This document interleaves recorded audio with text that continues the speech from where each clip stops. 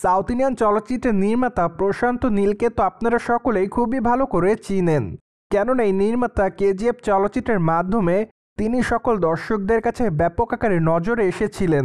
তাই তো বলাই বাহুল্য যে বর্তমানে সকল দর্শক কেজিএফ 3 দেখার জন্য অপেক্ষাতে। তাছাড়া মাঝে অবশ্য প্রযোজনা সংস্থা হাম্বেল ফিল্মস জানিয়েছিলেন যে তারা কেজিএফ চ্যাপ্টার 3 নির্মাণ করবেন, কিন্তু আসলে কেজিএফ চ্যাপ্টার 3 চলচ্চিত্রের গল্পটি কেমন হবে সে বিষয়ে তেমন কোনো বিস্তারিত ধারণা দেয়নি চলচ্চিত্রের নির্মাতারা।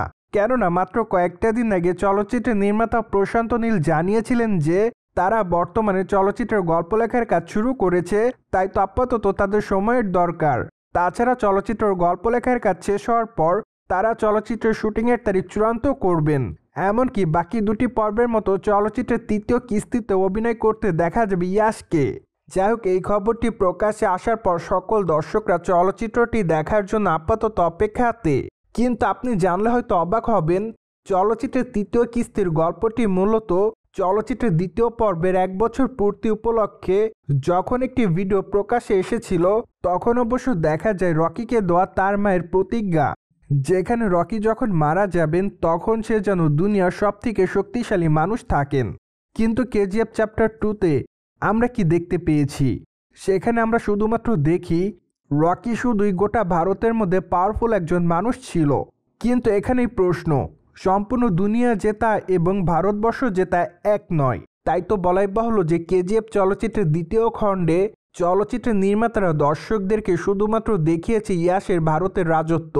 তাই তো প্রাথমিক পর্যায়ে চলচ্চিত্র বিশ্লেষকদের মধ্যে অনেকে দাবি করছে যে চলচ্চিত্রের তৃতীয় খণ্ডে 1978 সাল থেকে 1981 সাল পর্যন্ত রকিকে বড় বড় 16টি দেশে ক্রাইম করতে দেখা যাবে। কিন্তু সেই ক্রাইমগুলো কি ছিল? তাহলে তো এখানে প্রশ্ন তৈরি হচ্ছে, তখন কি দুনিয়ার সবথেকে পাওয়ারফুল মানুষ হিসেবে পরিচিতি লাভ করেছিলেন রকি, নাকি অন্য কিছু?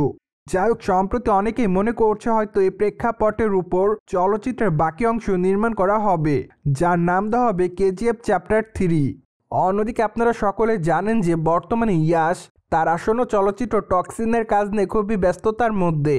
তাই তো অনুমান করা যাচ্ছে যে হয়তো টক্সিন চলচ্চিত্রের কাজ শেষ করার পর তিনি মেবি কেজিএফ চ্যাপ্টার 3 কাজ শুরু করতে পারেন।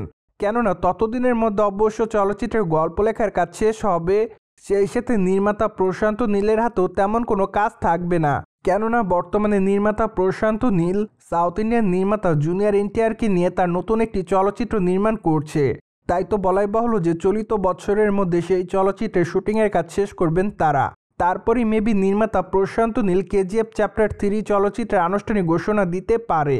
সো ভিউয়ার্স, জেনে তো নিলেন চলচ্চিত্র বিশ্লেষকদের মতে কেজিএফ চ্যাপ্টার 3 চলচ্চিত্র গল্পটি কেমন হবে। আর এই বিষয়টি নিয়ে আপনার কি মতামত তা অবশ্যই কমেন্ট বক্সে জানাতে কিন্তু ভুলবেন না। সেই সাথে চ্যানেলটিকে সাবস্ক্রাইব করে আমাদের সাথেই থাকুন আপকামিং আপডেট জানার জন্য।